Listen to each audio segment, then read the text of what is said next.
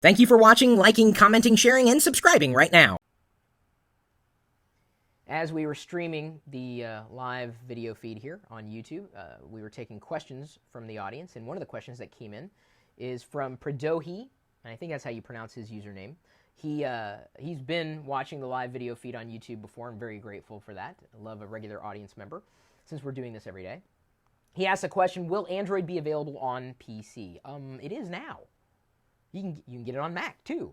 You can download an emulator, dude. You can do that for forever. I don't know what you're waiting for. And if you mean like, could you get it like as a PC? Well, what do you think the tablets are? I don't really know what you mean by can you get it on PC. So you can get the emulator. That's free. Doesn't cost you anything because it's open source. And you can also get a tablet device running Android. And I think I saw one yesterday at a drugstore for $99. It was running Gingerbread, which, granted, a lot of the tablets out there are still running Gingerbread. Some are running Honeycomb. And it's soon, presumably, there will be more ice cream sandwich tablets out there. But for $99, which is, well, actually, no. PCs are pretty cheap, too. I think a lot of those tablet devices out there are more expensive than some of the PCs you could buy today. That's crazy.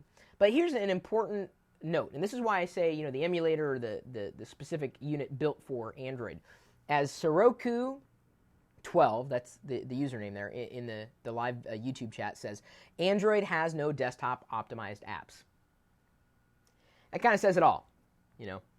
One of the reasons why Windows on a tablet PC was a colossal failure, because Windows was not designed for that kind of experience out of the box. That's changing somewhat with Windows 8 in the Metro experience, but they've bifurcated that in terms of usability, splitting between the Aero or the classic Windows Aero experience and Metro, and not allowing you to choose which one runs. They basically kind of run in tandem. Microsoft may be making some mistakes with Windows 8. That remains to be seen because it has not shipped. But Android was optimized for mobility.